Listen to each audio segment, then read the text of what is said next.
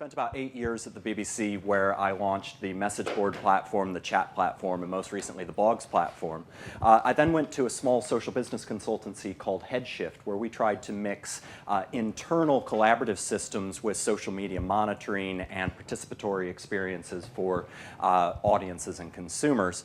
I then joined Edelman because I actually saw that communication skills, and that can include marketing as well, I guess, were becoming quite central to what businesses were doing, not just in the way that they communicated their corporate message or their brand ideals, but actually coming up with new product and services, for example, which is something that you've done with, for example, One Click to Fame. Starting with a bit of theory, because all things start with a bit of theory. This is a social business timeline. So social media began as a new technology embraced first by a few salesmen, marketers, IT pros, gained momentum within sales and marketing, and now it's becoming like this. It works across IT, marketing, product development, HR, finance, etc. Most of our clients, and this is why I'm showing you this particular slide, most of our clients are still either here or here. And we've got some pretty giant clients. We work with PepsiCo, as do you. Another client is Royal Dutch Shell. I'm working with the European Parliament. Microsoft is a client, for example. And most of those are here. They silo social media in marketing or advertising or communications, but don't do much with it otherwise. And they're missing, I think, a real opportunity. So where are they? Well, most of our clients are doing social media monitoring, so we sell social media monitoring services into almost all of our clients, and that's using tools like Radian6 or Sysomos to help them understand what people are saying, usually about their brand. So it's searching, for example, for PepsiCo, it's Frito-Lay, it's Diet Pepsi, etc.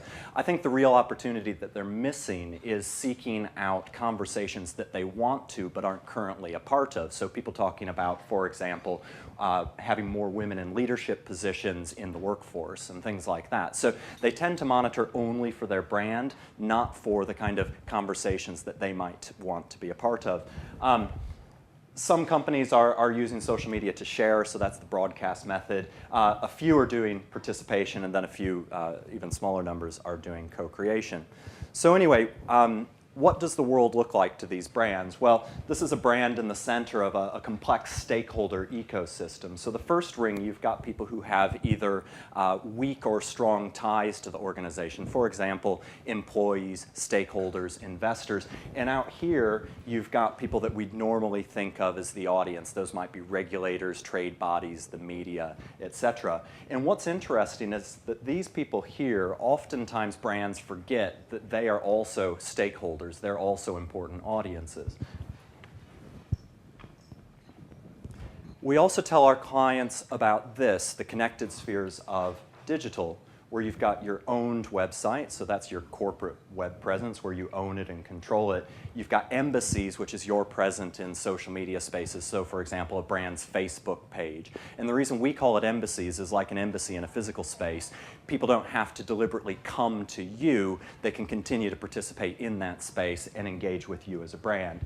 Social is the people just participating more widely, Twitter, etc., and search. And a lot of our clients don't understand that when people talk about you out here, or when you create embassies, you're creating links from third-party websites that increase your search visibility. And when we tell them that that's not only just search visibility on the brand name, for example, people Googling for PepsiCo, but also the sorts of natural language things that people discuss in relation to your brand when they link to you, they're amazed by that. That's totally cutting edge to most of them. They think, wait a second, if we can get people to talk about us, our employment practices favorably on Facebook or Twitter and post links back to us, that when they Google what are companies doing to improve the working life of their employees, that they might actually find us. And we're like, yeah, maybe.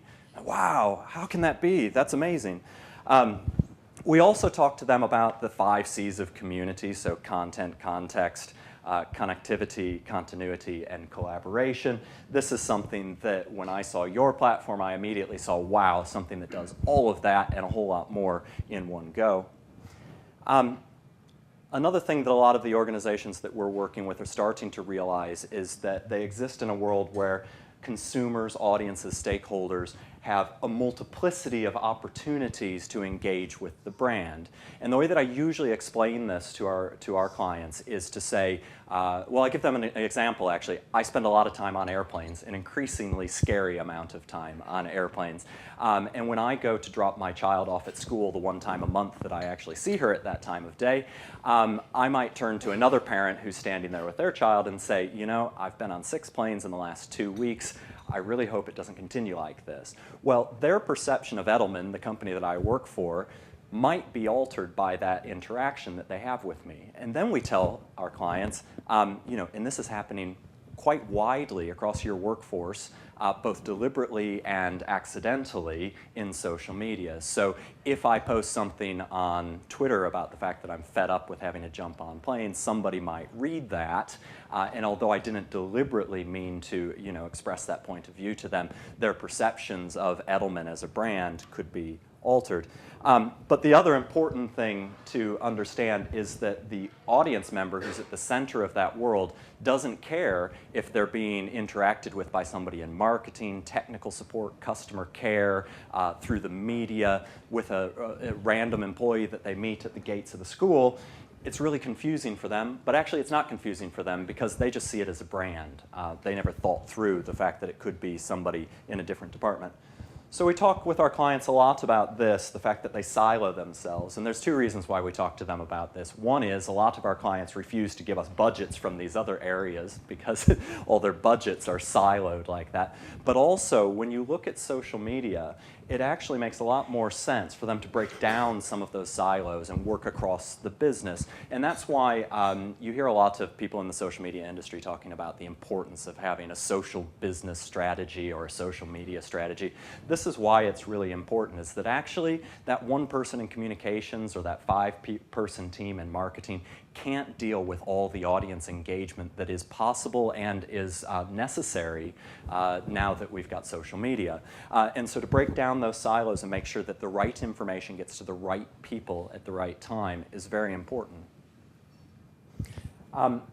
We also spend a lot of time looking at the kind of internal structure of the organizations that we work with. And the interesting thing that we found in that research is that people at all levels of an organization have stories to share, stories that illuminate their lives and purpose. So we try to encourage our clients to think quite broadly about, you know, where are people in the organization who could help spread the message about what it is they're doing and why they feel an affinity to the brand. And like I said, we spend a lot of time talking about organizational structures. Most of our clients are here. They're quite closed. When they think of social media, they think of it as this marketing thing or this advertising thing or maybe this communications thing. And we try to get them to think about it as something more collaborative because, of course, if you're out there engaging every day with your customers or audiences, you're learning things about them that might be useful to the people who work in, say, new product and service development or product and service delivery. And that's this kind of model here, where the people outside the business are actually working with you inside the business, not just about messaging, but also, you know, helping you come up with who you are. We've got some interesting case studies. This is from a piece of work that I did in my previous role with the Vodafone Group, which is kind of the global umbrella organization at Vodafone. In the UK, they launched a handset which will remain unnamed because they happen to be an Edelman client, and they pushed about 10 or 20,000 of them into customers' hands. And about 2 or 3 hours later, when all those customers' batteries suddenly died, people started to get upset, and they started to tweet about it, and they came to the customer care website. They started phoning customer care. And within a few hours, Vodafone decided we're going to have to cancel everybody's weekend plans and bring everybody we can in to answer the phones, respond on the forums, respond on Twitter. On Saturday, they ran front-page advertisements on 3 national newspapers, and they also encouraged, through a number of incentives, the retail staff to push as many of those handsets into customers' hands as they could over the weekend, which they did. And on Sunday, a couple of newspapers ran a little paragraph that talked about the launch of this handset that was faulty, and all these people who waited in queues to get it, and because it's supposed to be this, you know, cutting-edge piece of technology, who were then quite pissed off when the phone that they got blew through its battery in 2 hours. What was this company thinking? On Monday morning, they had a meeting where it was the heads of different departments, and they'd get together at 10 o'clock on Monday morning, and the person in the technical department heard about this for the first time. And at 12 o'clock, they created a YouTube video that showed how to switch off a number of default software settings that were eating through the battery, posted it on YouTube, and suddenly the call center went quiet. And we use this as an example to talk about this, the gulf of organizational complexity, which is customer insights out here that could be really useful to other people inside the business over here, and aren't getting there.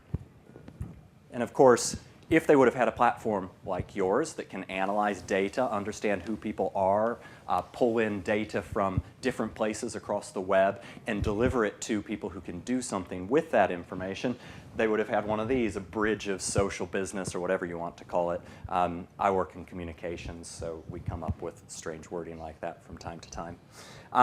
Anyway, so the types of activities that we sell into our clients aren't just platforms, aren't just campaigns, but we also sell in programs, so marketing, customer service, communications, events. And we support those through training, processes, organizational models, etc. A lot of our clients are starting to worry about, well, we set up this Facebook page, we don't really know what it's for, but all our competitors had one, so we had to do something. Now where are the results? And so we've come up with a number of different measurement frameworks that measure attention, engagement, authority, influence, and sentiment. But for a lot of our clients, it's not enough. What they really want to see is, a real concrete number that says, I made X amount more money, or I came up with a new product, or I reduced my costs in this area of the business in this way, which again, I think is something that your platform does quite nicely. So we've got this model that we call digital public engagement, which it's this big, thick thing. If any of you want it, I can send around the PDF. But if I were to try to come up with a concise definition of what we tell our clients digital public engagement is all about, it's about the creation of meaningful participatory frameworks that align stakeholder behaviors with measurable business outcomes. And I think the most important bits are the meaningful participatory frameworks. A lot of our clients don't think about their users and their audiences and what those people are trying to achieve, who they are, and what the triggers for their actions might be. So instead, they just create a Facebook page and wonder why nobody came. Or they'll create a customer forum and not understand why people don't use it in the way that they thought they might. And it's because they never went out and actually investigated, how are people going to participate in this space? What's in it for them? And how, once I've supported those activities, is it going to align with my business objectives? And the measurable